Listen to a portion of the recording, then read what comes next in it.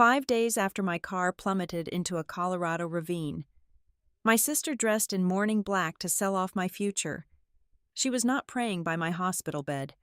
She was in a boardroom, weaponizing my forged signature to steal our family legacy. She assumed the icy depths had swallowed her only witness. She never suspected the wreckage held secrets. The cameras were rolling, and those 5 vanished days had forged someone ruthless enough to take everything back. My name is Serena Martinez. I am 34 years old, and I was supposed to die on a Tuesday. The snow was falling in thin, razor-sharp flakes as I navigated the treacherous, winding curves of Monarch Hollow Pass. It was past midnight. I had just left a discreet, off-the-books meeting regarding the Red Mesa Recovery and Land Trust, my mind racing significantly faster than the heavy tires gripping the black ice. Beside me on the passenger seat rested a dark leather portfolio. Inside that portfolio was a thick stack of land sale documents concerning hundreds of acres of prime Colorado real estate, and scattered across those crisp pages were electronic signatures that I had never authorized. They belonged to my sister, Talia Martinez. The ink of her betrayal was digital, but the financial implications were violently real. She was trying to sell out our family legacy for tens of millions of dollars from right under my feet. The heater blasted dry air against my face, but a completely different kind of cold had already settled deep in my chest.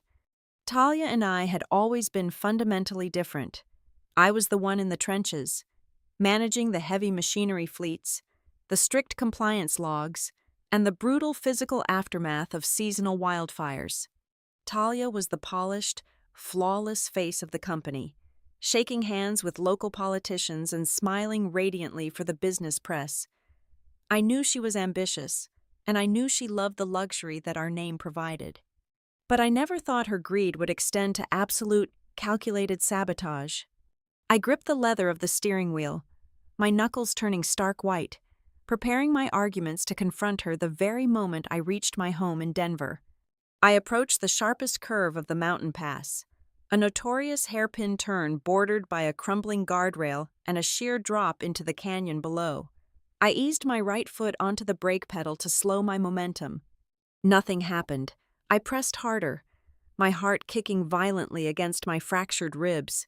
The pedal felt spongy for a fraction of a second, then gave way entirely, slamming uselessly against the floorboard. Pure panic surged through my veins like ice water. I yanked the steering wheel hard to the right, desperately trying to scrape the side of the heavy vehicle against the solid mountain wall to force a stop. But the steering column locked instantly. The wheel became a solid block of immovable steel in my hands. It was not a random mechanical failure.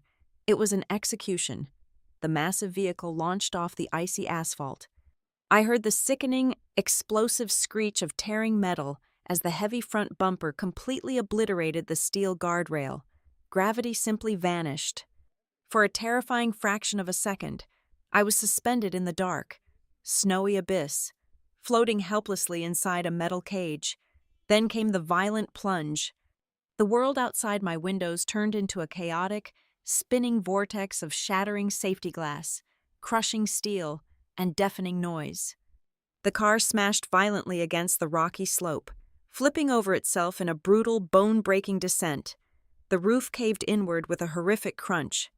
The airbags deployed with the concussive force of a localized explosion, burning my face and instantly suffocating my screams.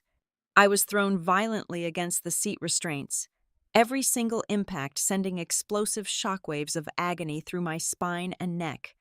When the ruined vehicle finally slammed to a halt on the floor of the ravine, the silence that followed was vastly more terrifying than the crash itself. I hung upside down, trapped securely in a mangled cocoon of deployed nylon and crushed, groaning metal. The thick taste of copper flooded my mouth. I tried to shift my weight, but a piercing, white-hot pain tore through my chest cavity. My ribs were undoubtedly shattered. My vision blurred heavily, focusing only on the broken windshield and the steep, jagged incline I had just tumbled down. High above, cutting sharply through the thin veil of falling snow, a pair of bright headlights pierced the absolute darkness. They belonged to a black Range Rover. Talia. The headlights stared down into the black ravine like the cold, unblinking eyes of a predator watching its prey bleed out in the snow. The sleek silhouette of a woman stepped calmly out of the luxury vehicle and walked right to the edge of the broken guardrail. She did not reach into her pocket for a phone. She did not scream my name into the wind. She simply stood there. 1 second, 2 seconds, 3 seconds. She watched the smoking wreckage of my life with absolute, chilling detachment. Then, the silhouette turned around. The heavy car door slammed shut. The powerful engine revved, and the headlights swept away into the night, leaving me entirely alone in the freezing abyss. The psychological realization hit me harder than the physical impact of the crash. My sister had not just stolen my signature. She had watched me fall into an icy grave and walked away without a second thought. The temperature dropped rapidly. Freezing water from the half-frozen creek at the bottom of the ravine began to seep relentlessly through the warped door seams. The icy liquid soaked into my clothes, numbing my legs, creeping steadily up my torso. I fought desperately to keep my eyes open, but the extreme cold was a heavy, suffocating blanket pulling me down into darkness. The winter storm escalated above, burying the fresh tire tracks and the broken guardrail under a thick layer of white snow, rapidly erasing the only evidence that I had ever been there. I prayed for a siren, for a human voice, for absolutely anything, but only the howling mountain wind answered. Hours bled into a terrifying eternity of uncontrollable shivering and fading consciousness. I would learn much later that it was not an organized, professional rescue team that saved my life. The fierce blizzard had grounded the emergency helicopters and blinded the local highway patrols. It was a lone snowplow driver working the desolate graveyard shift who happened to catch the reflection of his headlights against a jagged piece of torn metal resting on the snowy shoulder. He saw the broken rail where my massive vehicle had punched through into the void. He made the emergency call.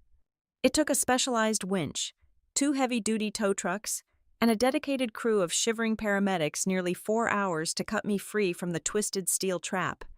By the time they hauled my broken body up the steep cliffside, my core temperature had plummeted to a critical, near-fatal low.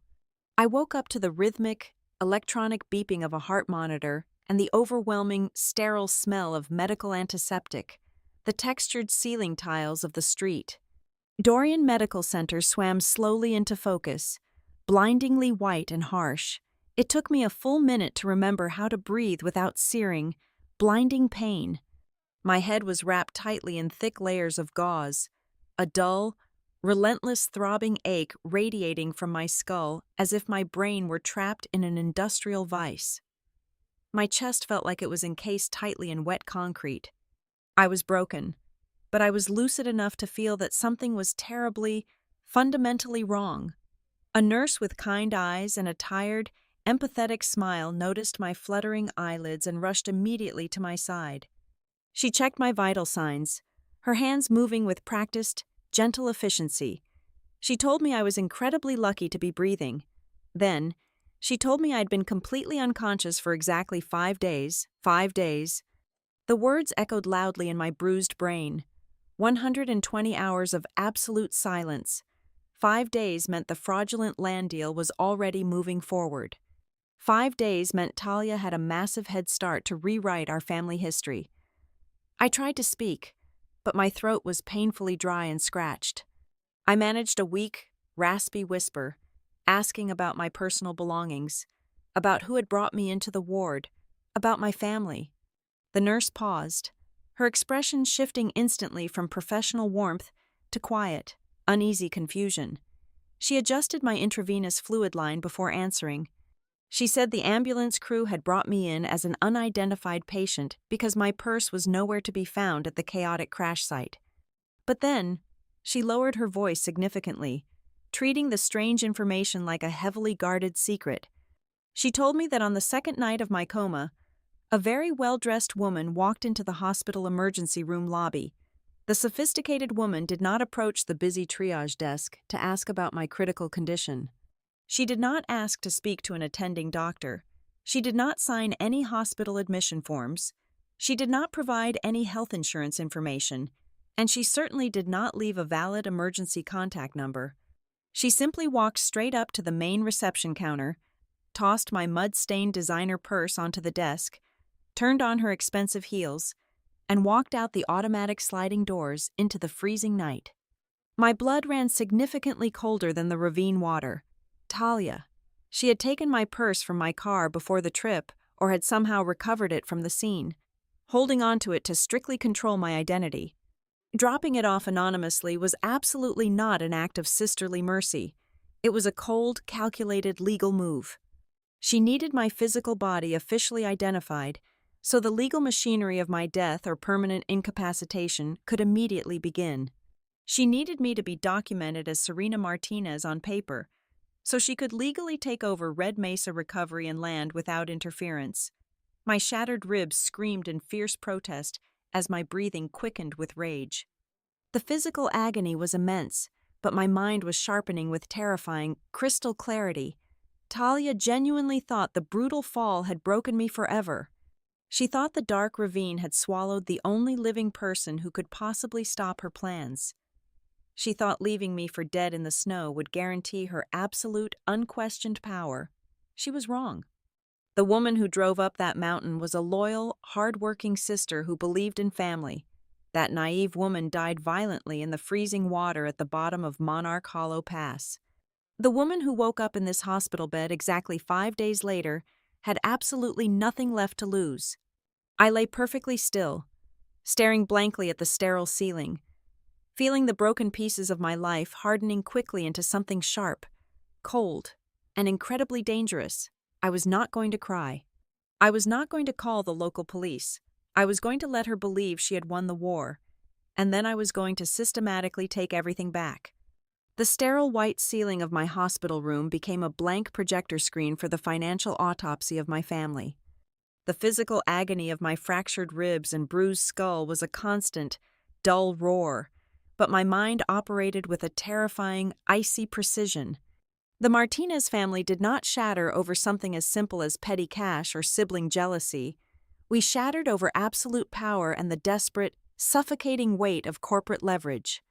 To understand the depth of my sister's betrayal, one must fully understand Red Mesa Recovery and Land.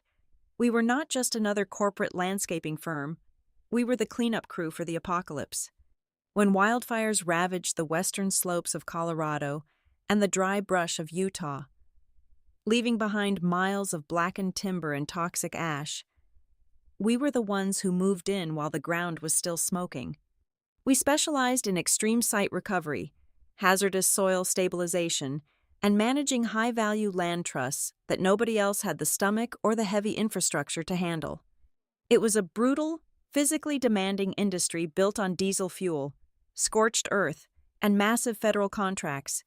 I built the operational backbone from the ground up. I spent my days in steel-toed work boots, managing a vast fleet of heavy machinery, untangling endless union compliance logs, and ensuring our emergency response teams were fully equipped and legally protected against liability. I knew the maintenance schedule of every single bulldozer and the exact payout structure of our hazardous duty insurance policies. Talia, on the other hand, never once smelled like wood smoke. She was the polished, flawless public face of Red Mesa. She glided effortlessly through Denver banquet halls and private charity dinners, securing high-net-worth investors, charming local politicians, and spinning our dirt-covered reality into a sophisticated, profitable narrative for the regional business press. She was the velvet glove, and I was the iron hand. It was a dichotomy that worked perfectly while our parents were alive to balance the scales. When they passed away, they left the entire empire evenly split between us. However, our parents were seasoned business people who deeply understood the intoxicating danger of sudden wealth. The most lucrative asset we owned was not the heavy machinery fleet or the lucrative federal cleanup contracts. It was a massive, untouched expanse of canyon land held securely within a subsidiary trust named Raven Crest Holdings. Recognizing the potential for conflict, they explicitly structured the operating agreement to prevent either of us from acting unilaterally. Every major transaction, every land sale, every significant shift in corporate equity required two valid, notarized signatures. The only legal workaround to this ironclad rule was a formal court order declaring one partner mentally or physically unfit to manage their own affairs, thereby granting full legal guardianship and sole signatory power to the other, lying in the quiet hum of the St. Dorian Medical Center, listening to the steady beep of my heart monitor. The architecture of Talia's master plan became horrifyingly clear. The true motive was buried deep in the rocky soil of Ravencrest Holdings. Just weeks before my car plummeted off the mountain, I had uncovered a highly confidential municipal planning document through a contact in the zoning office. A massive interstate energy transmission corridor was quietly being routed directly through the heart of our canyon property. It was a generational windfall. If we simply held on to the land for a few more weeks until the county board made their public announcement, the value of those dusty acres would instantly skyrocket by tens of millions of dollars. It was the kind of money that alters a family bloodline forever, but Talia did not want to wait. She absolutely could not afford to wait. Through a series of quiet, forensic accounting inquiries I conducted late at night, I discovered that my sister had been leading a spectacular financial double life. Her polished image was bleeding cash. She had secretly promised to sell our canyon land at a massive, irrational discount to Sunbarrow Development. Sunbarrow was a ruthless real estate development group desperate for prime acreage to anchor a failing, ultra-luxury country club project. Talia was deeply personally invested in that exact club.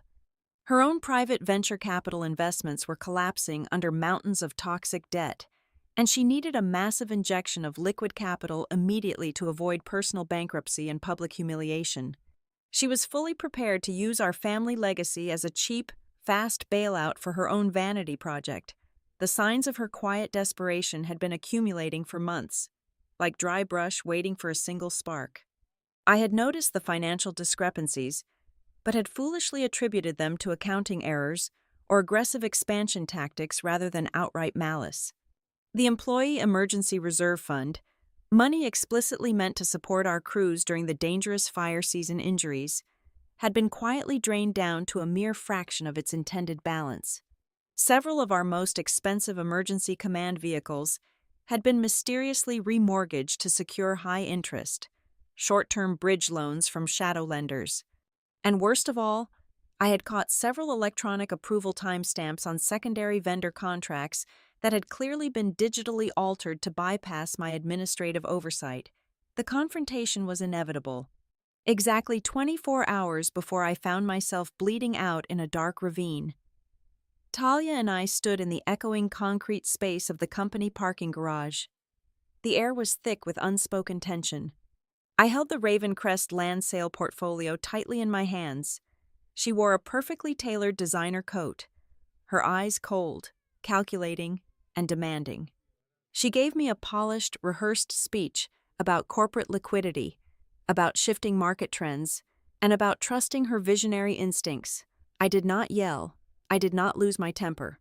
I simply handed the unsigned portfolio back to her and told her I knew exactly what she was doing behind the curtain.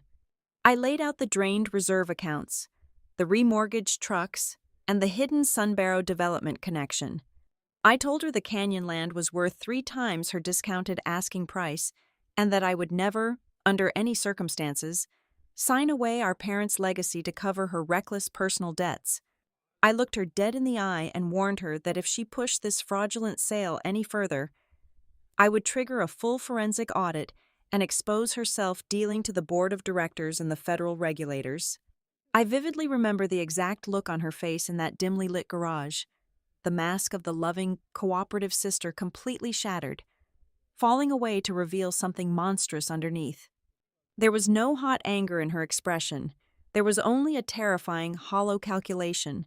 She looked at me not as her flesh and blood, but as a rigid, immovable obstacle blocking her survival.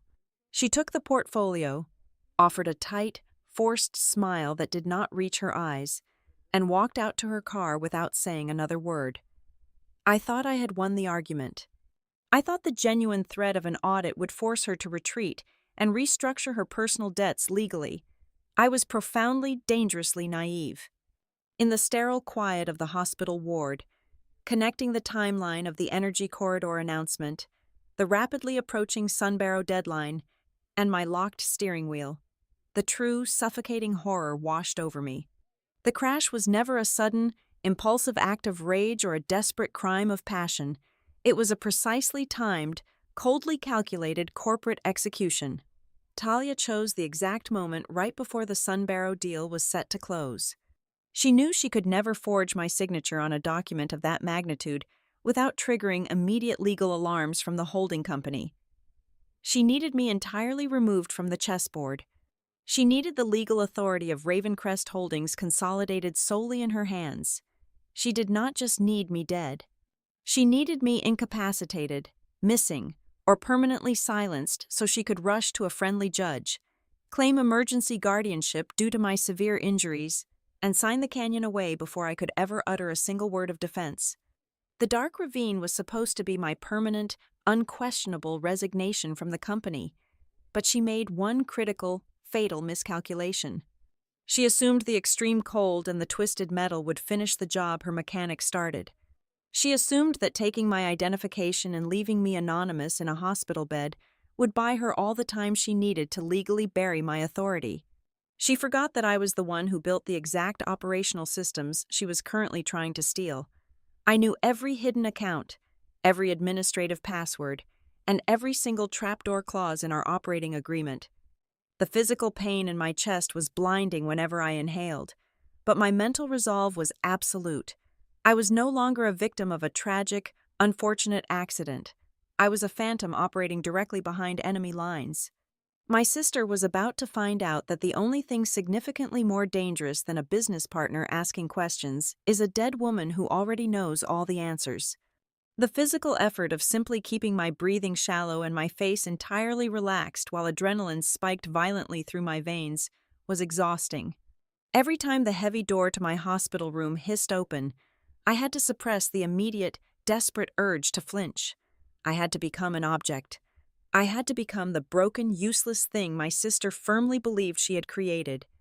On the afternoon of my 6th day in the restricted trauma ward, the silent charade paid off.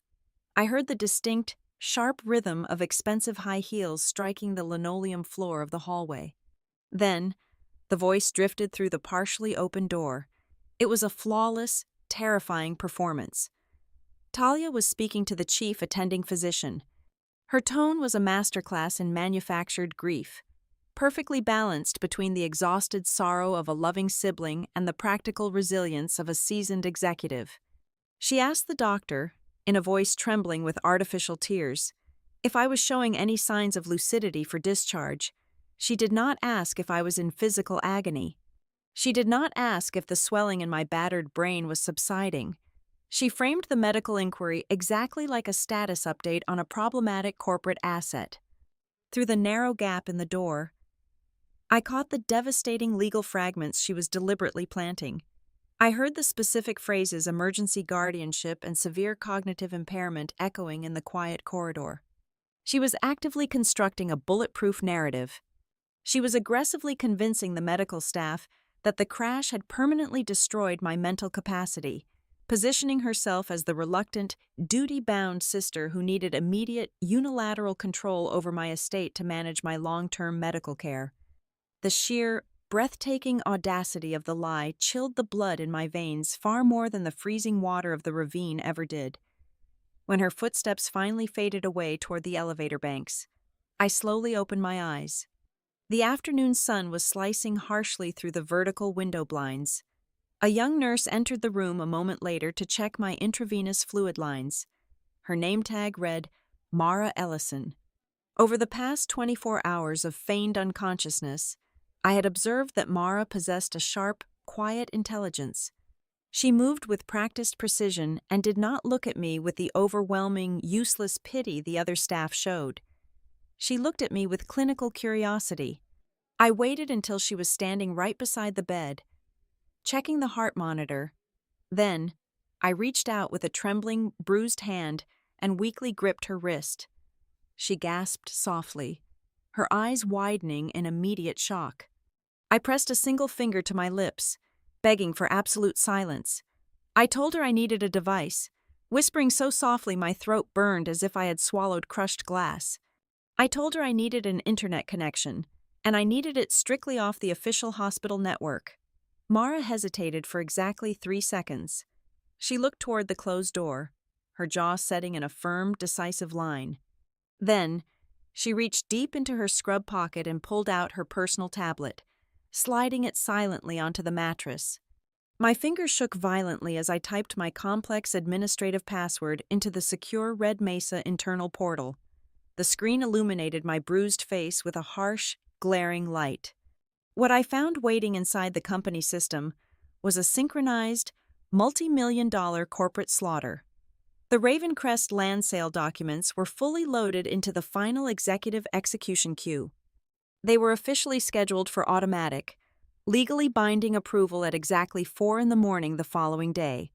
My digital signature, completely forged and flawlessly authenticated by a compromised internal security token, was sitting right at the bottom of the deed transfer, but the land sale was only the surface level of the rot. I dug deeper into the financial compliance logs, fighting a crushing headache that threatened to blind me. I discovered that my sister had already initiated the payout sequence on my corporate key person insurance policy. The company held a massive life and catastrophic dismemberment policy on me, intended to keep the business solvent if I were ever killed on a hazardous federal job site. Talia was aggressively trying to cash out the staggering payout of $5 million before I had even been officially declared brain dead by a state neurologist. Furthermore, I traced a massive, completely unauthorized wire transfer. A massive financial retainer meant to secure our specialized wildfire response teams for the upcoming dry season had been abruptly rerouted from the emergency payroll account into a completely unknown limited liability company registered in Delaware. She was bleeding the operational funds dry to cover her tracks and feed the Sunbarrow beast. I closed the financial portal and opened a secure, encrypted messaging application.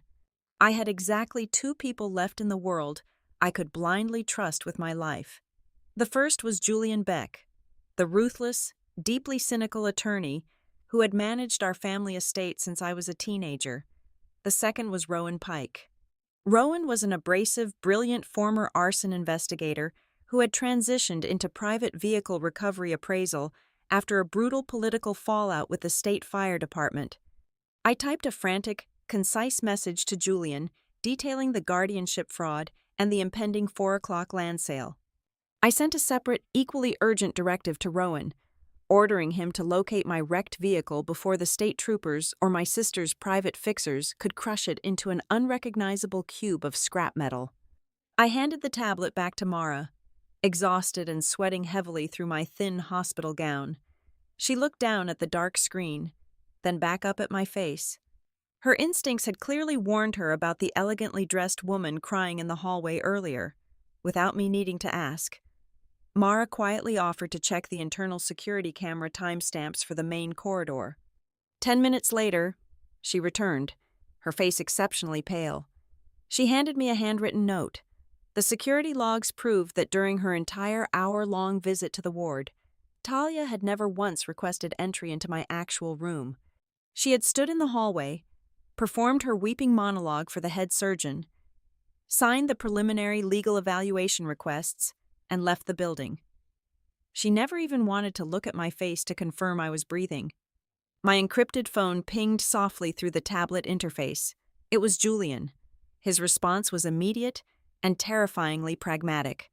He stated that if Talia successfully secured the emergency guardianship order from a friendly local judge the next morning, she could legally force the hospital administration to keep me sedated or transfer me to a private, locked psychiatric facility under her total, unquestionable control. Staying in the St. Dorian Medical Center was a guaranteed death sentence for my freedom. Julian immediately leveraged his extensive underground network. Within 2 hours, he had coordinated with a trusted local police captain who owed him a significant career-defining favor. Under the heavy cover of a staff shift change at exactly 2 a.m, a private, unbranded medical transport team arrived at the loading dock. Mara quietly removed my monitoring leads, skillfully falsifying the system logs to show a temporary transfer for an emergency magnetic resonance imaging scan. They strapped me securely to a rigid transport board, loaded me into the back of the unmarked van, and drove me away from the hospital into the freezing night. As we navigated the dark, snow-covered streets of the city, leaving the glowing red sign of the St. Dorian Medical Center far behind in the rearview mirror, my status in the public record remained completely stagnant. To the press, the investors, and my sister, Serena Martinez was either hovering on the permanent edge of a deep coma or lost forever in the trauma ward. They had absolutely no idea that the ghost they created had just slipped out the back door, fully awake, intensely angry, and armed with the exact blueprints to burn their entire operation to the ground. The safe house was a windowless, winterized cabin situated deep in the foothills, completely off the grid and practically invisible from the main highway. Inside, the air smelled of stale coffee and burning firewood. Julian Beck had transformed the rustic dining table into a war room of high-level financial forensics. Spread across the scarred oak surface were 6 encrypted laptops, a secure satellite uplink, and tall stacks of printed ledger histories. My ribs ached violently with every shallow breath, and the thick bandages tightly binding my head felt like an iron crown, but the physical pain was entirely eclipsed by the cold, methodical fury guiding my hands over the keyboard. We were dissecting my sister's life, transaction by transaction. The deeper we dug into the digital archives of Red Mesa Recovery and Land, the darker the reality became. Talia was not merely greedy. She was drowning, and she was deliberately pulling our entire family legacy underwater to save herself. Julian was the one who spotted the primary anomaly. He traced a series of convoluted, layered wire transfers originating from our main operational accounts. They all funneled into a recently incorporated entity named Cobalt Vista Consulting. It was a classic shell company, completely devoid of physical offices, legitimate employees, or actual services. The shock came when we pulled the incorporation documents. The registered agent was not a random proxy. It was Grant Heller, our own chief financial officer. Talia had not acted alone. She had compromised the highest level of our executive suite to orchestrate the theft. Grant and Talia had executed a textbook siphoning operation. They had systematically bled our emergency wildfire reserve fund dry. This was the sacred capital explicitly designated to keep our frontline crews safe, to replace destroyed equipment during the brutal summer burn season, and to cover catastrophic injury liabilities. They had not stolen it all at once, knowing a massive withdrawal would trigger automated banking alerts. Instead, they sliced the massive fund into dozens of smaller, inconspicuous increments, transferring $49,000 here and $95,000 there. We tracked the digital breadcrumbs right through the Cobalt Vista shadow accounts directly into the escrow holdings of Sunbarrow Development. My sister was literally stealing the safety net of our blue-collar workforce to pay off the violently urgent, high-interest debts of her failing luxury country club project. But the cash theft was only a minor symptom of a terminal disease. As Julian bypassed another layer of encrypted administrative folders, we uncovered a series of toxic, short-term bridge loans. Talia had desperately needed massive injections of liquid capital to keep her vanity project afloat while she waited to steal the canyon land. To secure these predatory loans from unregulated shadow lenders, she had collateralized the very heart of our business. She had quietly mortgaged our entire heavy equipment fleet, our strategic diesel fuel depots located across 2 states, and even the guaranteed revenue from our upcoming federal emergency response contracts. If she defaulted on those loans, and based on her catastrophic burn rate, she was mere weeks away from total insolvency. The lenders would legally seize every bulldozer, every gallon of fuel, and every dime of our incoming government revenue. She had rigged the entire company to explode. I leaned back in the creaking wooden chair, rubbing my aching temples. I asked Julian to pull the original, unredacted master files of our parents' estate trust. There had to be a failsafe. My parents were ruthless negotiators who built an empire from dirt and ash. They would never leave the gates completely unguarded. Buried deep in a forgotten legal appendix, drafted nearly 15 years ago, We found it. It was a heavily fortified fiduciary poison pill. The clause dictated that if either co-manager of the trust engaged in documented self-dealing, embezzlement, or actions fundamentally detrimental to the survival of the enterprise, the other partner possessed the absolute right to trigger an emergency executive control mechanism.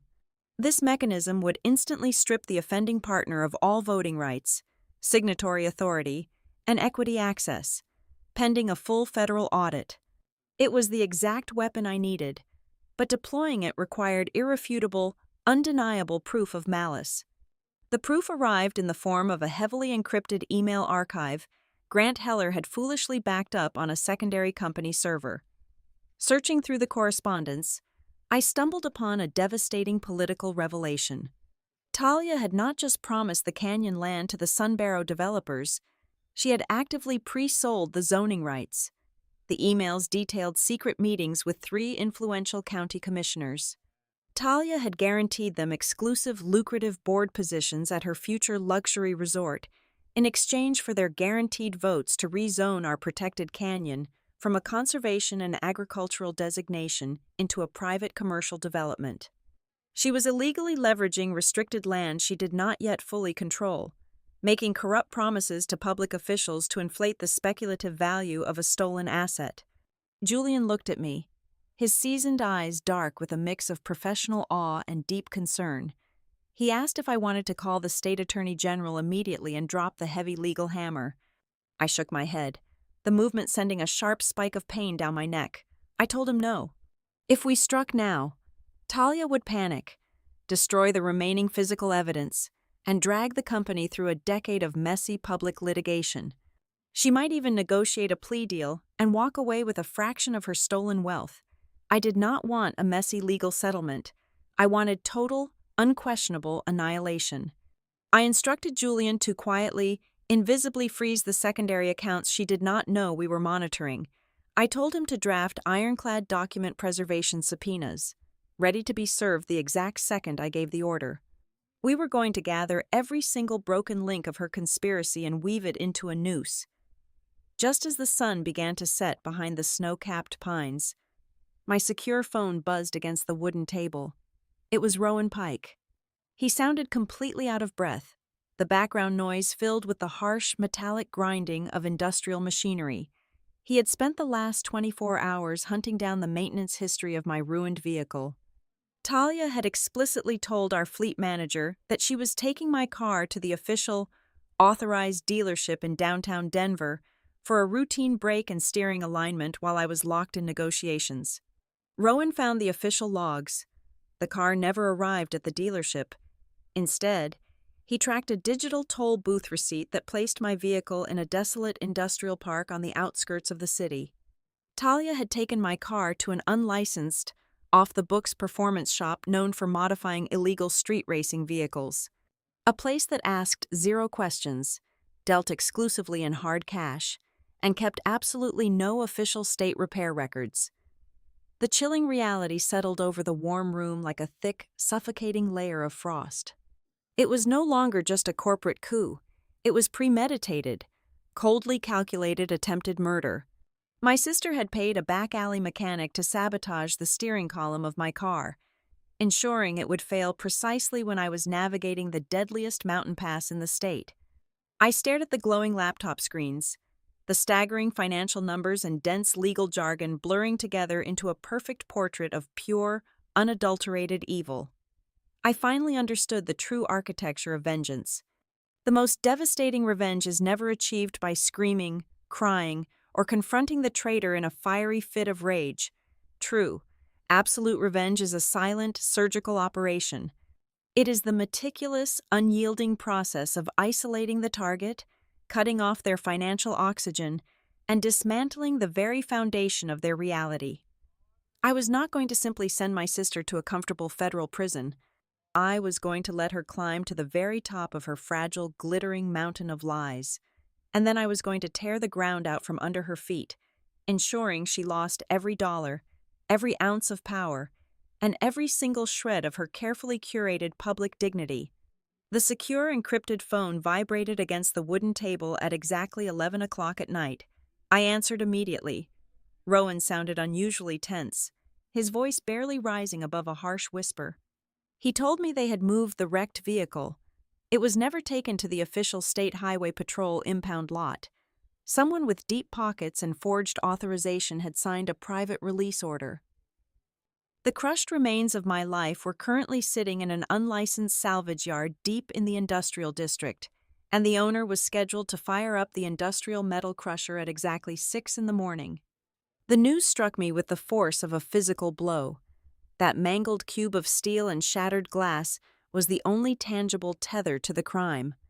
If it was compressed into an unrecognizable block of scrap metal, Talia would permanently solidify her narrative of a tragic, unavoidable accident. The evidence would literally be melted down into nothing. I pushed myself away from the table. Every fractured rib in my chest screamed in violent, searing protest, but I grabbed my heavy winter coat anyway. Julian stood up, raising his hands, urgently citing the severe medical risks of leaving the cabin in my broken condition. I walked right past him. I was absolutely not going to sit in a warm room while my sister erased the metal tomb she had specially prepared for me. We drove through the freezing, lightless outskirts of the city in Rowan's battered utility truck. The salvage yard was located at the desolate edge of the county lines. The night air pouring through the truck vents tasted like diesel exhaust, bitter frost, and rotting rust. The perimeter of the yard was secured by a tall chain-link fence topped with razor wire, but Rowan was a former investigator accustomed to accessing heavily restricted disaster zones.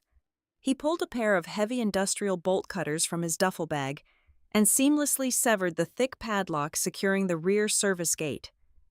We slipped silently into the massive, sprawling maze of stacked dead vehicles. The ground beneath my boots was a treacherous, uneven landscape of black ice, frozen mud, and jagged shards of discarded metal.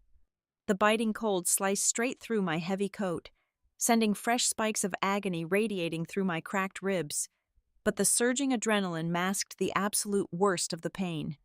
We found my wrecked vehicle resting in the center of the yard, positioned dangerously close to the towering, hydraulic jaws of the crushing machine.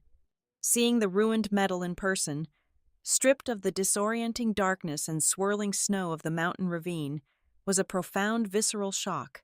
The entire roof was violently caved inward. The front chassis was obliterated, folded back upon itself like crushed tin. Staring at the driver's side cabin, I realized exactly how narrow my margin of survival had been. Rowan wasted absolutely zero time. He pulled a heavy steel crowbar and a set of specialized electronic extraction tools from his bag. While he forced the warped driver door open with a loud, metallic groan, I stood guard in the freezing shadows, my breath pluming white in the icy air. He climbed halfway into the shattered, blood-stained cabin, his small tactical flashlight cutting through the gloom. 10 minutes later, he backed out of the wreckage holding two small, critical components in his gloved hands. The first was the vehicle telematics module, the electronic black box that recorded speed, braking pressure, and steering input data. The second was the tiny, resilient memory card extracted from the hidden dashboard camera I had quietly installed months ago to monitor fleet insurance liabilities. Then, Rowan aimed his flashlight beam at the inside edge of the crumpled doorframe. He pointed to a small, fresh maintenance sticker slapped carelessly against the metal. It did not display the polished logo of our official corporate dealership. It read, Crawl Performance Auto. It was the exact name of the unlicensed, cash-only garage Rowan had tracked down earlier. Rowan dropped flat onto his back in the freezing mud, sliding himself beneath the mangled front end of the vehicle. I heard the sharp scrape of metal as he chipped away thick layers of frozen grease and ice. A low, sharp curse escaped his lips. He urgently told me to get down and look. I forced my battered body onto the freezing, jagged ground, clenching my jaw tightly to suppress a groan of pain. Rowan aimed the concentrated beam of his light directly at the main steering column linkage. Even to my untrained eyes, the mechanical sabotage was glaringly, terrifyingly obvious. The heavy steel securing bolts were stripped. Bright, Freshly exposed metal gleamed around the hexagonal edges where a heavy wrench had been used to forcibly loosen the entire assembly. The bolts had been carefully unthreaded, left just tight enough to hold together on a straight highway, but absolutely guaranteed to snap completely under the extreme rotational pressure of a sharp mountain curve. It was a brilliantly terrifying piece of engineering. It was a premeditated execution disguised perfectly as catastrophic mechanical failure. Rowan pulled a rugged, weatherproof tablet from his bag and inserted the dashboard camera memory card. We huddled closely together in the freezing shadow of the wreck, watching the glowing screen. The video files from the actual crash were heavily corrupted, entirely destroyed by the extreme physical impact. However, the background audio files from the day before were perfectly, chillingly intact. We opened a digital file timestamped exactly 24 hours before my final drive. The audio recording captured the echoing interior of our company parking garage. My own voice sounded distant, discussing routine fleet logistics and equipment schedules. Then, Talia spoke. Her tone was casual, light, and perfectly normal. She forcefully insisted on taking my car for its scheduled maintenance. She claimed she had an important errand near the dealership and wanted to save me the tedious trip. Hearing her seamlessly weave a calculated death sentence into a mundane, affectionate sisterly favor made the freezing air around us feel significantly colder. We could not physically remove the sabotage steering parts. Tampering with the wreckage would instantly shatter the legal chain of custody and make the physical evidence completely inadmissible in a federal courtroom. Instead, Rowan pulled out a high-resolution forensic camera. He recorded a single, unbroken video file. He documented the perimeter of the yard, the specific license plate, the crushed frame, the crawl performance sticker, and the stripped steering bolts, maintaining a continuous, unedited shot to prove absolutely nothing was staged or altered. Once the digital evidence was securely uploaded to an encrypted server, Rowan pulled out a disposable burner phone. He dialed a direct, untraceable line to a senior investigator at the State Insurance Fraud Bureau. It was an old contact who owed Rowan a massive career-saving favor. Rowan provided the exact geographic coordinates of the salvage yard and reported a stolen vehicle directly tied to a multi-million-dollar corporate insurance fraud conspiracy. He knew the magic word fraud would trigger an immediate, heavy-handed tactical response long before a simple homicide tip ever would. I leaned heavily against the rusted hull of a scrapped van, desperately trying to catch my breath as exhaustion threatened to pull me under. I reached blindly into the shattered cabin of my car, searching the debris-covered floorboards for my personal cell phone. It was completely gone. Talia had undoubtedly taken it from my unconscious body when she stood at the edge of the ravine, ensuring I possessed absolutely no way to call for emergency help even if I miraculously survived the drop. However, she was profoundly ignorant regarding modern data synchronization. She did not realize my phone automatically uploaded every single voice memo to a secure cloud server the exact moment it connected to a cellular network. The audio of our brutal, explosive argument in the garage, the exact conversation where I explicitly refused to sign the Ravine land deal and openly threatened a full forensic audit, was safely stored on a server 1,000 miles away. Suddenly, the harsh crunch of heavy tires rolling over frozen gravel echoed loudly through the silent yard. Rowan immediately killed his tactical flashlight. We scrambled frantically backward, hiding ourselves behind a towering, precarious stack of crushed sedans. My heart hammered violently against my fractured ribs as a vehicle approached. A sleek black luxury sedan rolled slowly into the center of the yard, its bright headlights slicing through the falling snow. The driver's side door opened. Talia stepped out into the freezing night. She was wrapped tightly in a heavy designer coat, looking completely absurd and entirely out of place in the desolate industrial wasteland. The door of the small, illuminated management shack swung open, and the salvage yard owner stepped out, shivering in a dirty canvas jacket. Talia did not bother exchanging pleasantries. She walked directly up to him and handed over a thick, heavy manila envelope. Even from our concealed vantage point, The distinct rectangular shape of banded cash was unmistakable. Her voice carried clearly across the quiet, frozen yard, sharp and commanding. She pointed a black-gloved finger directly at my mangled vehicle. She told the owner she wanted that specific pile of scrap processed immediately. She stated clearly that she was paying triple his usual emergency rate to ensure the metal was shredded and completely melted down before the sun came up, leaving absolutely nothing recognizable behind. The owner nodded eagerly, stuffing the thick envelope deep into his jacket pocket. He turned away and began walking briskly toward the massive control cabin of the industrial crusher. Talia stood completely alone in the center of the yard for a long, agonizing moment. She stared directly at the crushed remains of my car. There was absolutely no grief in her posture. There was no hesitation. There was only the cold, rigid tension of a woman tying off the final, bloody, loose end of a murder. She turned around, climbed back into her warm luxury vehicle, and drove quickly out of the gates, entirely unaware that the ghost she was desperately trying to crush was standing less than 50 feet away in the freezing shadows. She had just handed over a massive pile of physical cash to destroy a crime scene, permanently and legally linking herself to the sabotage. The trap was finally set, the heavy steel jaws pulled back, waiting patiently for the perfect public moment to snap shut. While I sat shivering in a heavily fortified mountain cabin, surviving on stale coffee and burning anger, my sister was busy monetizing my supposed demise across the most exclusive zip codes in Denver. Talia transformed her betrayal into a highly lucrative, meticulously choreographed tragedy. Through the encrypted digital dossiers Julian compiled each morning, I watched her operate. She hosted a series of intimate, obscenely expensive private dinners in a penthouse overlooking the glittering city skyline. The entire production absolutely reeked of dirty money and hollow morality. She stood before the city elite, pouring vintage wine and dabbing her dry eyes with a silk handkerchief. She played the role of the devoted, utterly heartbroken sibling with terrifying perfection.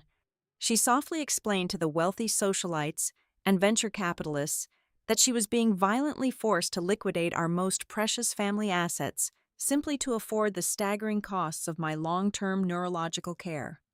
She actually had the breathtaking audacity to pass around falsified medical evaluations, printed on crisp, authentic-looking hospital stationery.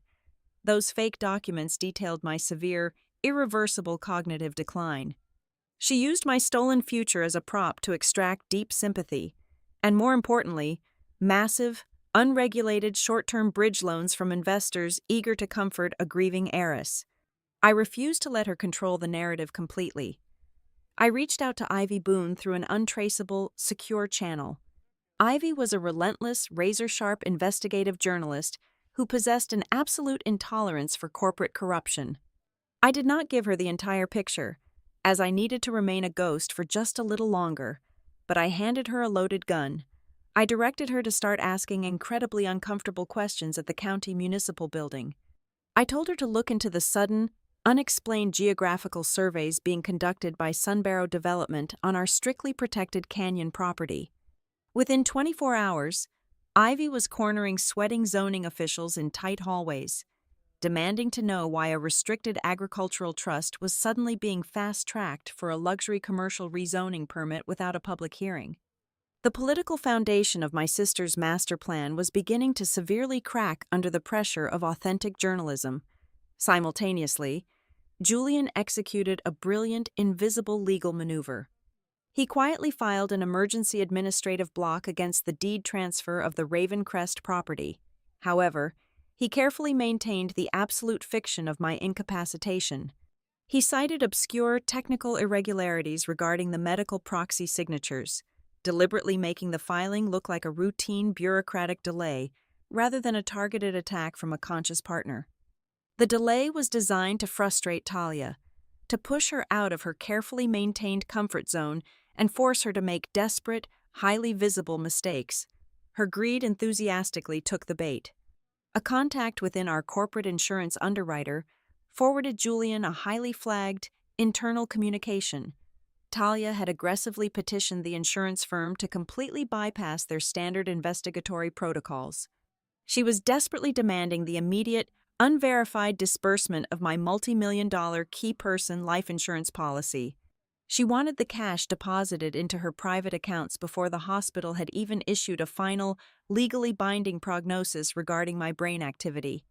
The insurance executives were deeply alarmed by her aggressive, highly irregular demands. They immediately froze the entire policy pending a full federal fraud investigation. My sister was moving entirely too fast, blinded by the crushing weight of her own hidden debts. Back at the Red Mesa corporate headquarters, the internal structure was beginning to violently rot. Grant Heller, our compromised chief financial officer, was experiencing a spectacular psychological collapse. Several major heavy equipment suppliers had begun calling the office directly, aggressively demanding to know why their seasonal maintenance invoices were suddenly bouncing. They wanted to know why the untouchable emergency reserve accounts were completely empty. To accelerate his panic, I instructed Julian to send a single, devastatingly precise signal. Julian drafted a formal, anonymous legal inquiry and sent it directly to Grant's personal corporate inbox. The message politely requested a full, itemized financial reconciliation of the Cobalt Vista Consulting ledger. It was a surgical strike. Grant knew exactly what that shadow company was. And more importantly, he knew it was the primary artery they used to bleed the company dry.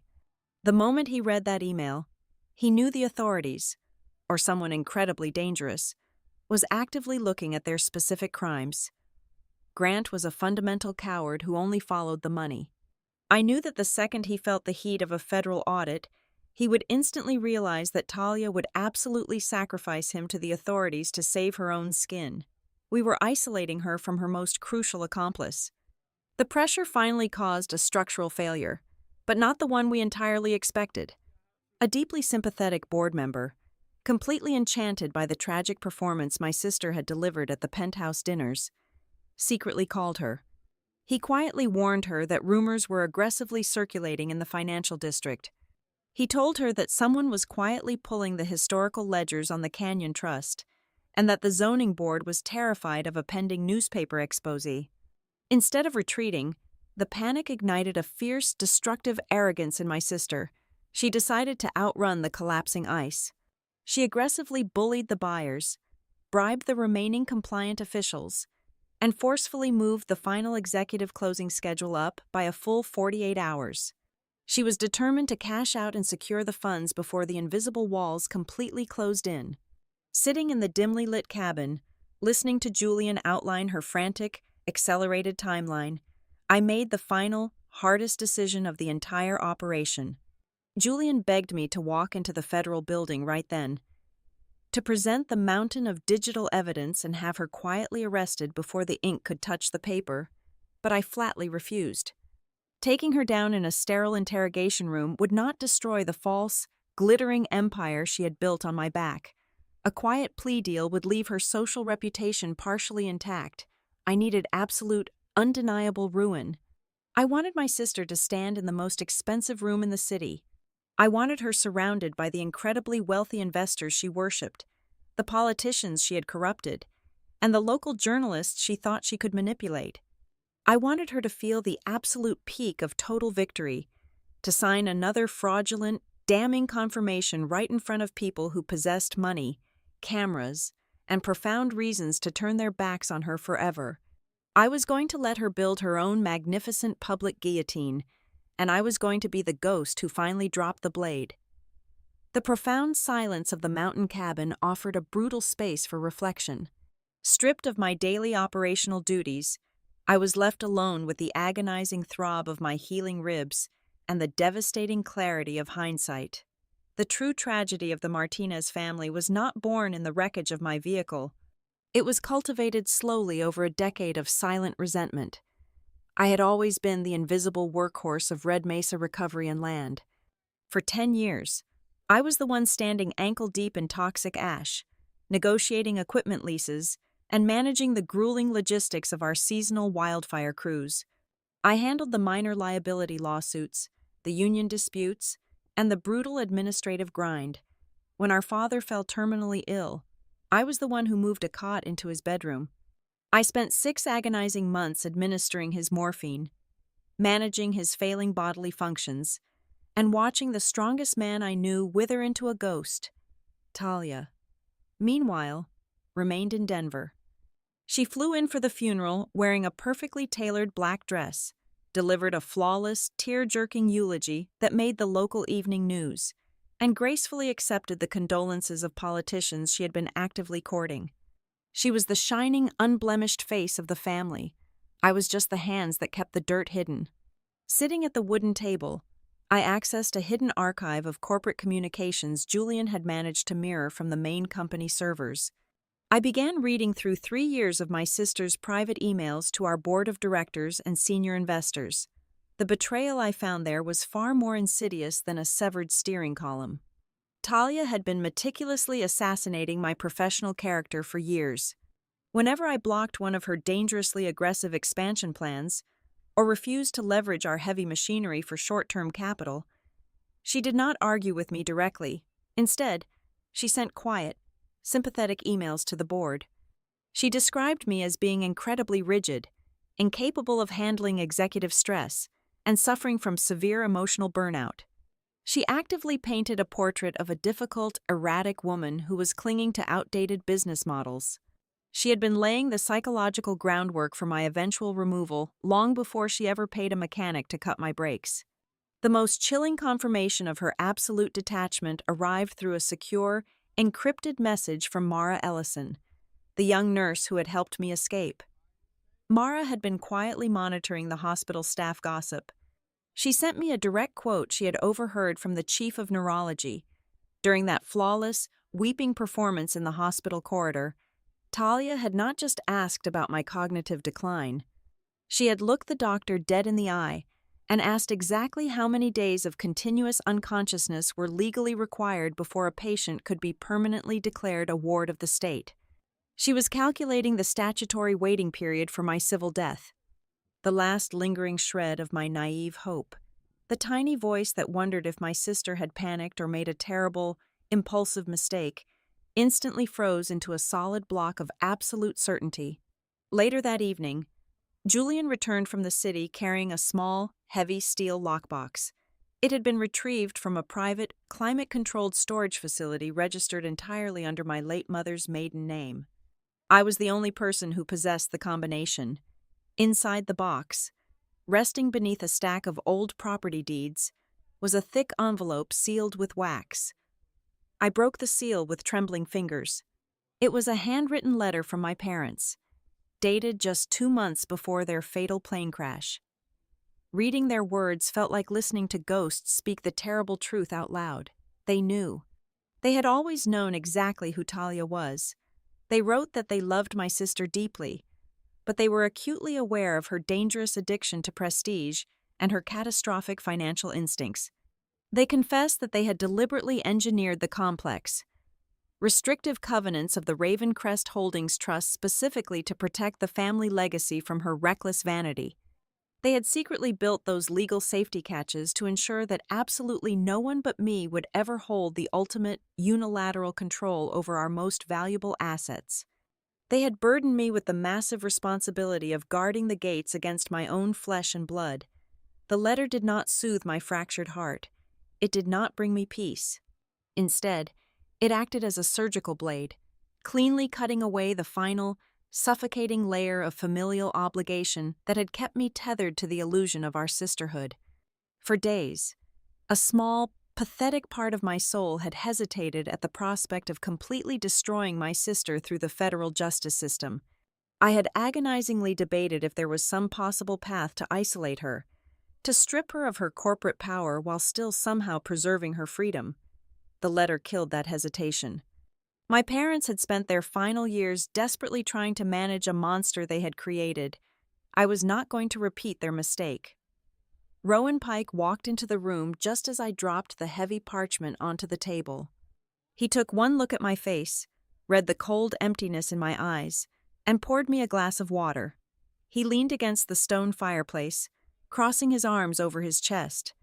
In his typical, abrasive manner, he delivered the exact reality check I needed. He told me that taking back my company and reclaiming my life did not require saving a sister who had been dead to me for a very long time. He warned me that indulging in any lingering fantasies of a tearful reconciliation or a moral awakening on her part would only get me killed for real the next time. He anchored me to the present moment, ensuring my mind remained completely focused on the tactical execution of the war, rather than the tragic history of the battlefield. The universe seemed to reward my newfound absolute resolve almost immediately. Julian's secure phone rang loudly in the quiet cabin. He answered, listened intensely for 2 full minutes without speaking, and then ended the call with a sharp, satisfied nod. He turned to me, a predatory smile touching the corners of his mouth. It was Grant Heller. Our compromised chief financial officer had finally broken under the immense, invisible pressure we had been applying. The anonymous legal inquiry regarding the shadow company had completely shattered his nerves. Grant had secretly reached out to Julian, begging for an urgent, clandestine meeting. He was utterly terrified. He knew Talia was accelerating the fraudulent land sale, and he knew that when the federal regulators inevitably descended upon the wreckage of Red Mesa, he would be the one holding the smoking gun. He offered Julian a massive, unconditional surrender. In exchange for strict legal immunity and protection from my sister's private fixers, Grant was willing to hand over every single piece of the conspiracy. He possessed the original, unedited internal files, the complete ledger of the stolen emergency funds, and most importantly, a massive archive of direct text messages where Talia explicitly ordered the financial manipulation. I stared at the glowing embers in the fireplace, feeling a dark, profound sense of calm wash over my battered body. I told Julian to accept the meeting and secure the digital evidence. I made it absolutely clear that Grant was not our ally. He was a coward who had happily helped dig my grave when he thought it was profitable, but he was also the vital, load-bearing pillar of Talia's entire operation. I was going to use him as a critical link in the chain of her destruction. The pieces were finally in place. The telematics data from the wrecked car, the forged medical inquiries, the secret zoning bribes, and now, the complete financial confession of her chief accomplice.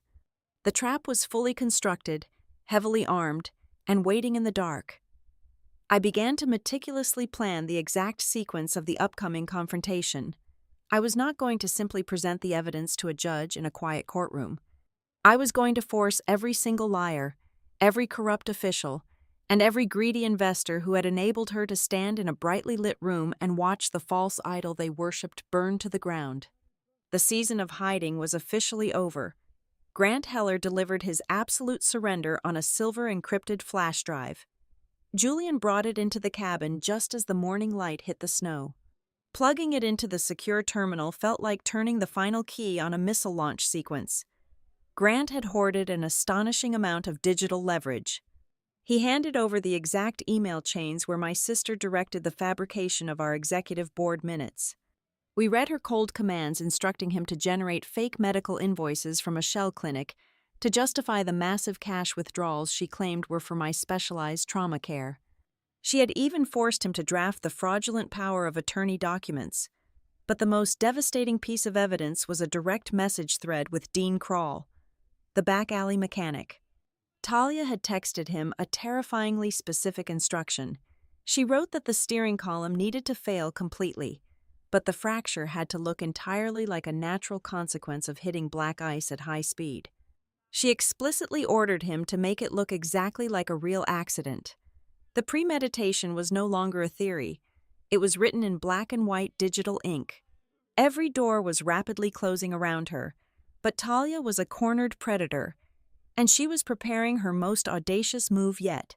She sent out embossed invitations to the city elite for an exclusive, high-security gala. The event was scheduled to take place at our sprawling family lodge, a massive timber and glass structure perched directly on the edge of the protected canyon she was desperately trying to steal. She marketed the evening as a tragic but beautiful memorial tribute to my life.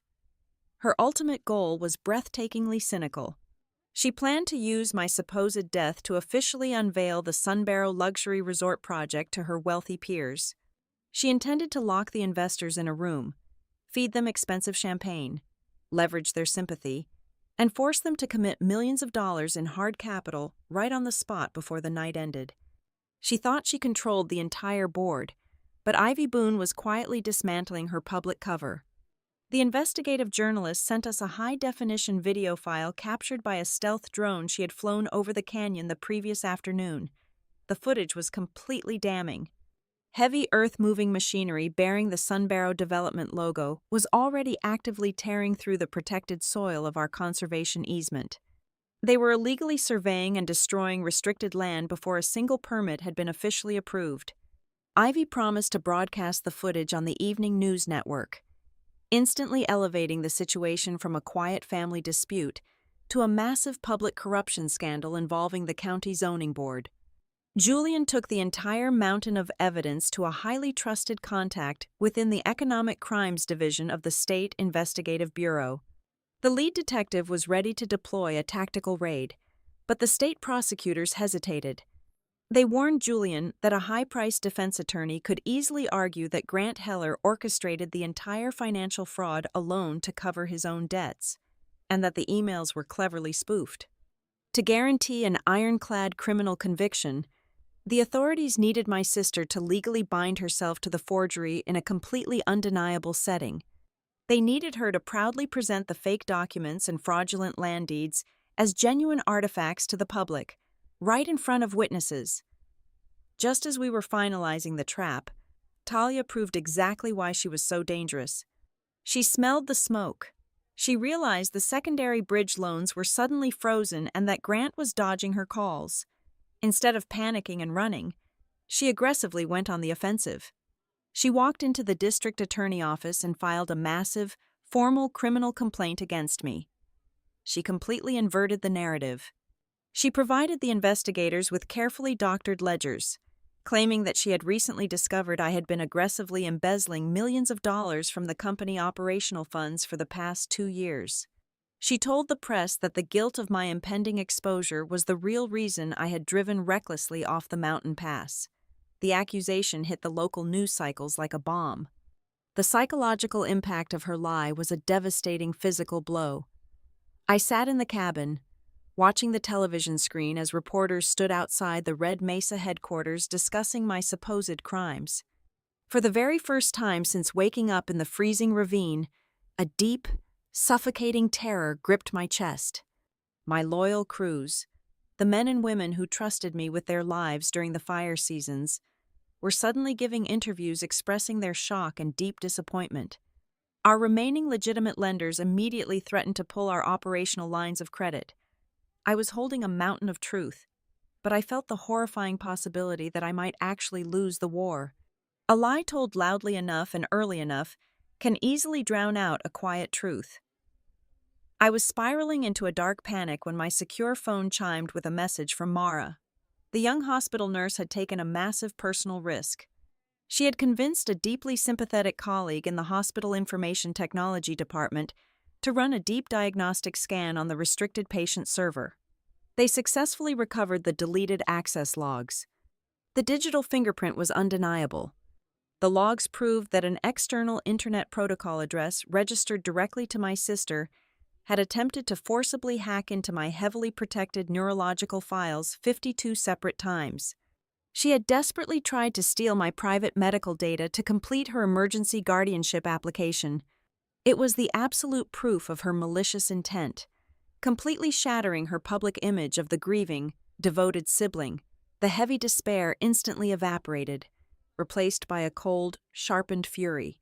I looked at the glossy gala invitation resting on the wooden table.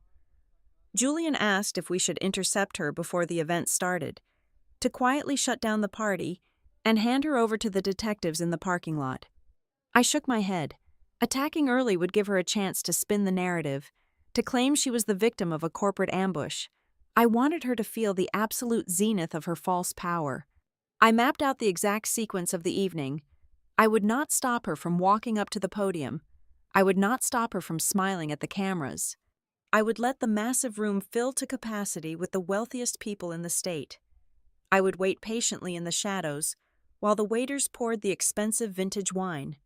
I would let her raise the very first glass to toast my memory, and I would let her speak the ultimate lie out loud to the entire world. Only then, when she had firmly locked the doors of her own trap from the inside, would I walk into the light. My name had just been weaponized against me, but I did not flinch. The sprawling family lodge was transformed into a monument of my sister's breathtaking hypocrisy. Hidden in the deep shadows of the grand entrance hall, I watched the gala unfold. The massive vaulted ceilings of the timber building echoed with the clinking of crystal champagne flutes and the soft, elegant hum of a hired string quartet. The room was packed to absolute capacity with the most powerful figures in the state. I saw the county zoning commissioners, the senior vice presidents of the regional banks, the wealthy executives from Sunbarrow Development, and a swarm of local journalists holding digital recorders. At the absolute center of the room, standing beneath a massive chandelier, was Talia. She wore a stunning ivory evening gown that radiated purity and resilience.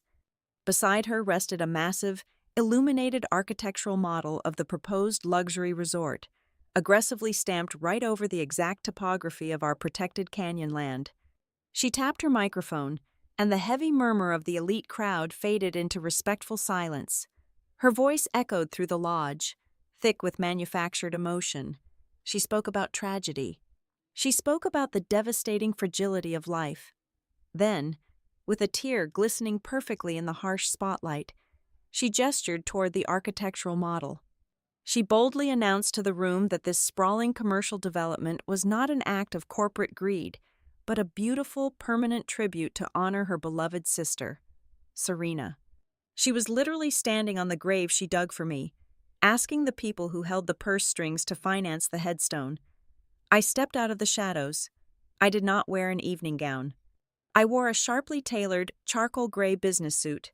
My left arm was securely immobilized in a heavy black medical splint, strapped tightly across my chest. The thick bandages had been removed from my head, exposing an angry, jagged red wound stretching across my temple. I walked slowly, deliberately down the center aisle of the grand ballroom. The effect was instantaneous and incredibly violent. A wealthy investor near the back gasped loudly, dropping his crystal glass onto the hardwood floor. The sharp shatter of the glass cut through the music. The string quartet faltered, the cellist dragging a harsh, dissonant note across the strings before freezing completely. The conversation simply died. A wave of suffocating, terrifying silence swept from the back of the room to the front, parting the sea of expensive suits and silk dresses as I walked directly toward the podium. I kept my eyes locked entirely on my sister. For one fraction of a second, the flawless porcelain mask of the grieving heiress completely cracked. I saw the raw, naked terror widen her eyes. I saw the blood drain instantly from her face, leaving her pale as bone.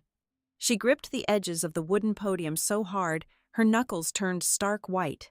She looked exactly like a woman staring at a ghost who had crawled straight out of hell. But Talia was a masterful predator. The shock lasted less than 2 seconds before her survival instincts violently kicked in. She did not faint. She did not run. She leaned aggressively into the microphone, her voice rising in a sharp, frantic pitch of desperate concern. She cried out my name, projecting a brilliant illusion of a terrified guardian. She yelled to the security guards standing near the catering tables, ordering them to gently secure me. She turned rapidly to the crowd of shocked investors and politicians, launching her counterattack before I could even reach the front row. She loudly declared that I had suffered a catastrophic psychological break. She told the room that I had illegally fled the St. Dorian Medical Center against strict medical advice, completely abandoning my intensive neurological treatments. To seal the lie, she reached into the podium drawer and pulled out a thick stack of documents.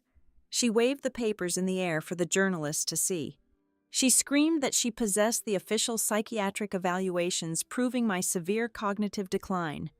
She expertly weaponized my physical injuries, pointing at the brutal scar on my forehead to convince the wealthy audience that the woman standing before them was not a competent business partner, but a deeply unstable, brain-damaged patient throwing a tragic public delusion. Julian Beck stepped out from the crowd directly behind me. He did not wear a tuxedo. He carried a heavy leather briefcase and the commanding presence of a man about to detonate a legal bomb. He raised his voice over the rising chaos, officially announcing to the room that he carried an emergency federal injunction blocking the transfer of the Ravine deed and a formal court order halting the Sunbarrow transaction immediately. Talia did not back down. Instead of retreating from the lawyer, she escalated the confrontation to a terrifying height. She stepped away from the podium and walked right up to the edge of the low stage, screaming down at Julian. She accused him of taking advantage of a mentally incompetent woman to steal control of the company. She was turning the evening into a spectacular, ugly, life-or-death shouting match right in front of the people she needed money from. The crowd was violently divided. Some investors were stepping backward toward the exits, sensing the toxic legal exposure, while others watched the spectacle with morbid, greedy fascination, entirely unsure which sister was actually telling the truth. I scanned the faces near the front. Grant Heller was standing near the architectural model. The chief financial officer was sweating profusely, his face glistening under the chandeliers. His hands shook so violently, he had to grip the edge of the display table to keep from collapsing. He knew the entire house of cards was currently suspended in mid-air, waiting for gravity to take hold. Then, my encrypted phone buzzed violently in my suit pocket. I pulled it out and read a single, urgent text message from Rowan. It was the worst possible news at the worst possible time. Dean Krall was gone. The state investigators had raided the unlicensed performance shop 10 minutes ago to serve the heavy subpoenas, but the mechanic had vanished. The shop was completely empty, the financial records burned in a trash can. The absolute final link, the man who physically stripped the bolts on my steering column, had slipped through our fingers before we could secure his official testimony. The air in the room suddenly felt incredibly thin. The momentum of the night shifted dangerously. Without the mechanic in custody to directly corroborate the text messages, Talia could easily claim that Grant forged the digital communications to frame her. She could drag this out in a brutal decade-long civil litigation while she continued to operate the company. I felt the ground beneath my feet begin to severely tremble. I was holding a massive deck of evidence, but the Joker was missing. Talia saw the microscopic hesitation in my eyes. She smelled the sudden shift in the air like a shark tasting blood in the water. She knew she had an opening. She smiled. It was a cold, terrifying expression of absolute victory. She stepped down from the low stage, walking slowly toward me until we were standing only 5 feet apart in the center of the silent, heavily breathing crowd. She gestured magnanimously toward the microphone on the podium, playing the role of the incredibly patient, deeply sorrowful caretaker. She spoke to me, her voice dripping with artificial pity, loud enough for every single journalist to record. She told me to go ahead. She invited me to take the stage and tell the wonderful people in the room exactly what I thought had happened. She challenged me to explain my wild conspiracies. Then, she delivered the final, arrogant strike. She asked me to tell everyone exactly what I remembered from the terrible fall, boldly banking her entire freedom on the absolute certainty that the extreme trauma had erased my memory of the sabotage. She firmly believed the massive gap in my recollection would be the exact thing that saved her empire. I looked at her perfectly manicured hands, the expensive fabric of her dress, and the smug, untouchable confidence radiating from her posture. I did not scream. I did not cry. I simply let out a slow, steady breath, feeling the pain in my fractured ribs sharpen my focus into a deadly point. She thought my memory was her shield. She had absolutely no idea that the silent, terrified crowd standing around us was not about to listen to a story about my broken memory. They were about to watch the undisputed, high-definition autopsy of her soul. I did not reach for the microphone to beg for their belief. I did not raise my voice to match her hysterical pitch. I simply stepped up to the heavy mahogany podium, looked directly out at the sea of incredibly wealthy investors and deeply corrupt county officials, and began to speak with a terrifying, absolute calm. I did not offer them a tragic emotional story. I offered them a ruthless, calculated financial audit. I recited the exact timeline of my sister and her brutal betrayal. I spoke the precise dates, the specific times, and the exact routing numbers of the shadow accounts she had used to bleed our family company dry. I told the entirely silent room that exactly 12 hours before the local highway patrol even finalized my initial accident report, my sister had already aggressively initiated a $5 million corporate insurance claim on my life. I watched the faces of the bankers in the front row drop as I meticulously detailed how their massive bridge loans were currently secured by completely fraudulent collateral. Behind me, Julian raised a small remote control and aimed it at the massive digital projector screen that had been proudly displaying the rendering of the luxury resort. The beautiful glowing image of the proposed country club vanished, replaced instantly by a towering, undeniable wall of evidence. Julian silently guided the horrified crowd through the digital autopsy of a murder plot. He displayed the raw telematics data proving my steering column failed without any mechanical warning. He played the high-definition video of my crushed vehicle sitting in an illegal, off-the-books salvage yard, waiting to be melted down into anonymous scrap. He showed the 52 separate hospital network access logs, where Talia desperately tried to steal my private medical records. Finally, he projected the massive chain of internal emails where she cold-bloodedly directed our chief financial officer to forge the corporate board minutes and fabricate my medical invoices. Simultaneously, a synchronized wave of digital notifications swept through the grand ballroom. Every single journalist, investor, and politician in the room felt their cellular phones vibrate at the exact same second. Ivy Boone had just published the entire, fully verified legal dossier directly to the live national press wire. The deep corruption surrounding the Canyon land deal was no longer a private family dispute that could be quietly settled with a discreet payout. It was instantly the biggest public corruption scandal in the state. The local politicians who had eagerly taken her bribes suddenly looked physically ill, violently realizing that absolutely no amount of backroom money could ever lock this explosive truth away now. Talia spun around rapidly, her face completely drained of color, frantically trying to find a friendly, sympathetic face in the terrified crowd. She found none. Instead, Mara stepped forward from the back row into the harsh light. The young, brave hospital nurse looked directly at the county commissioners and stated loudly and clearly that my sister had aggressively questioned the intensive care medical staff about the absolute fastest legal route to declare a severe trauma patient permanently incapacitated. Then, the final, load-bearing pillar of my sister and her desperate defense completely collapsed. Grant Heller pushed his way frantically to the front of the crowd. The sweating, utterly terrified chief financial officer looked at the woman he had conspired with and completely surrendered his dignity. He confessed loudly to the entire room that Talia was the sole architect of the massive corporate fraud, that she had strictly coordinated every single illegal wire transfer, and that she was actively preparing to sacrifice him to the federal authorities to save her own skin. Talia screamed that they were all lying, that this was an elaborate, malicious corporate setup designed to steal her hard-earned project. She leaned heavily on the fact that the mechanic was currently missing, demanding physical proof of the vehicle sabotage, but Julian had one final, devastating card left to play.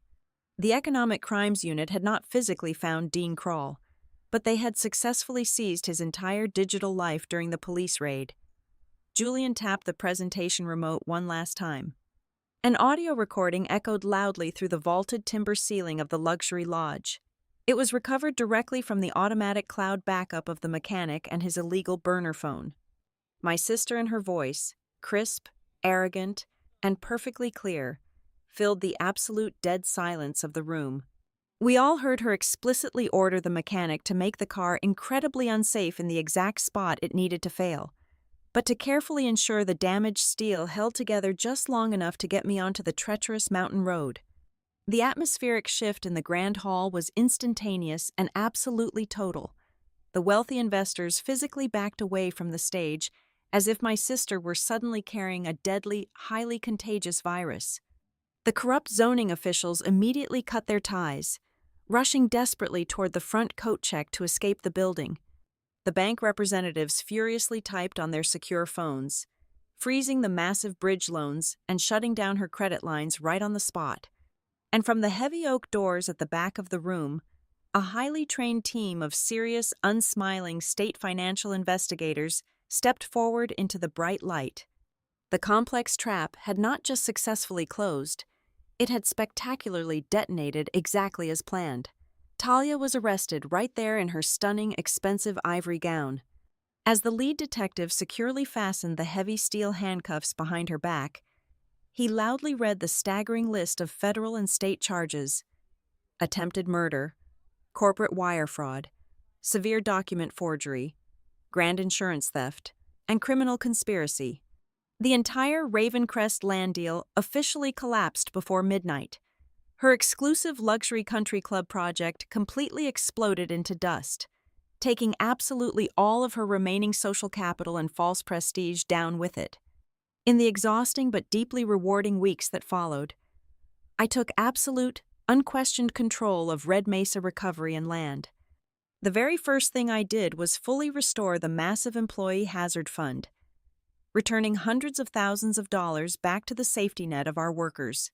I systematically terminated every single fraudulent vendor contract my sister had signed, completely purged the compromised executive suite of anyone loyal to Grant or Talia, and secured the Canyon property forever. I legally converted the beautiful, disputed land into a permanent conservation trust, integrating a fully certified, state-approved wilderness fire training center to actively support the brave crews who actually did the hard, dangerous work. There is a highly popular, romanticized notion in our modern society that true emotional healing requires the ultimate act of forgiveness. I completely refuse to entertain that toxic lie. When a thick, handwritten envelope eventually arrived on my heavy desk bearing the bleak return address of the state penitentiary, I did not even open it. I did not read her desperate, weeping apologies or her highly manipulative pleas for sisterly mercy. I simply dropped the sealed letter directly into the industrial paper shredder and listened to the blades destroy her words. I refused to ever again play the deeply damaging role of the quiet, endlessly enduring sibling. I accepted the harsh, cold reality that some familial relationships are entirely toxic, broken beyond any repair, and should remain permanently buried in the dirt alongside the ugly truth. The winter air outside my corner office window is freezing, but the feeling deep in my chest is incredibly warm and profoundly satisfying. 5 days after my own flesh and blood left me to die a slow, agonizing death at the bottom of a dark ravine, I did not just miraculously survive the brutal fall. I crawled out of the ice, stepped back into the light, and ruthlessly took back my name, my company, my land, my spotless professional reputation, and my entire future. But the absolute most valuable thing I successfully reclaimed was the one asset my sister could never truly steal: the absolute, unquestionable right to finally decide my own life. Thank you so much for listening to my story today. Please drop a comment below, letting me know where in the world you are tuning in from, so we can connect and share our thoughts. And do not forget to subscribe to the Daisy Revenge Stories channel, like this video, and show your support by hitting that hype button so this story can reach and be heard by so many more people.